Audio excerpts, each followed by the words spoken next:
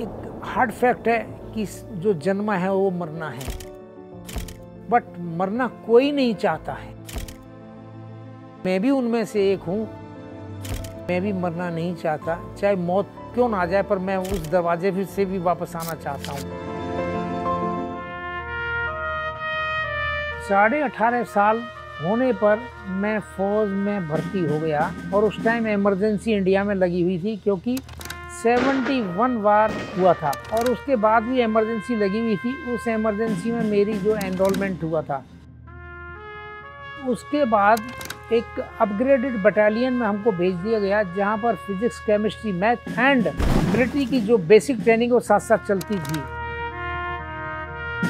वो वहाँ पर करीब हम 42 वीक्स रहे थे वहाँ पर। जैसे ही मैं उसमें भर्ती हुआ था तो इलेक्ट्रॉनिक्स में एक बहुत ज़्यादा इंटरेस्ट मेरे को क्रिएट हो गया, और इंटरेस्ट क्रिएट होने के बावजूद मैं दिन और रात उसमें लगा रहा, बट मेरा दिल था फील्ड में जाके काम करने का। तो मेरे को लकीली दिल्ली मेरे को मिल गया।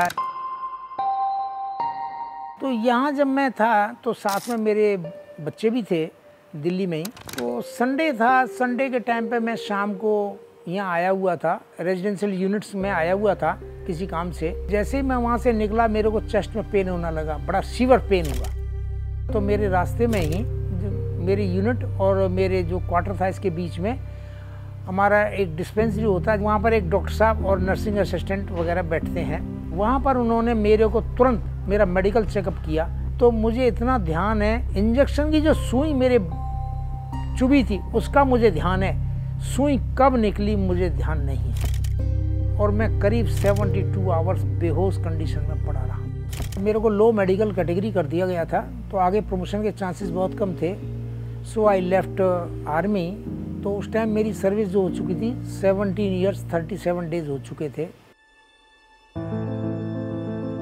मेरे को पर्टिकुलर एक स्पॉट पर पेट में एक जैसे सुई चुभती, ऐसे ऐसे सुई सी चुभा करती थी। तो फिर मैंने अपना एक आर्मी के लिए रेफरल लेटर्स बनवाए और सिविल में चेक कराया। तो उनको उसी टाइम शक हो गया था कि देयर इज समथिंग रॉन्ग। तो उन्होंने फिर सैंपल लिया मेरा लंग से सैंपल लेने के बाद में उन्होंने बताया कि ये 14 दिन के बाद रिपोर्ट आएगी। तो 14 दिन के बाद में जैसे ही रिपोर्ट आई तो उन्होंने डिक्लेयर कर दिया ये आपको लंग कैंसर हो चुका है।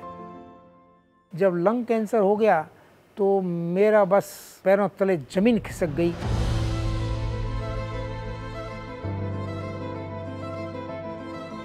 मैं इतना डिमोरलाइज हो गया कि अकेले में बैठ के मैं भी रोया करता था, और साथ में श्रीमती मेरी बहुत रोती थी, अकेले मेरे सामने हंसती थी पर पीछे से बहुत रोती थी। मैं उसको चुपके देखता था। तो मैं उसको समझाया करता था श्रीमती को, मत रोया कर। बोलता जी आप नहीं रहेंगे तो परिवार कैसे चलेगा। डॉक्टर शुभम जैन साहब मेरे डॉक्टर थे, उन्होंने समझाया कि शिवदयाल जी हम आपकी सर्जरी करेंगे और आपका इतना हिस्सा लंग का काट के निकाल देंगे। तो मैं तैयार हो गया।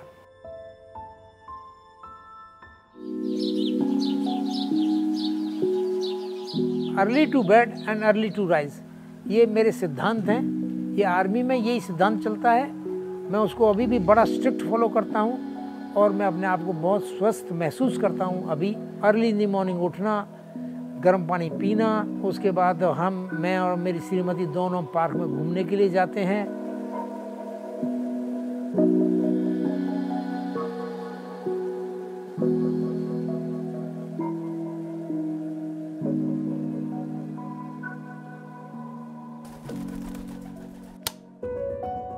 मैं फिर रेगुलर अपनी वर्कशॉप में जाता हूँ और वहाँ अपनी प्रोडक्शन को लुक आफ्टर करता हूँ, और शाम को फिर मैं शाम को आता हूँ और वही दिनचर्या का फॉलो करता हूँ।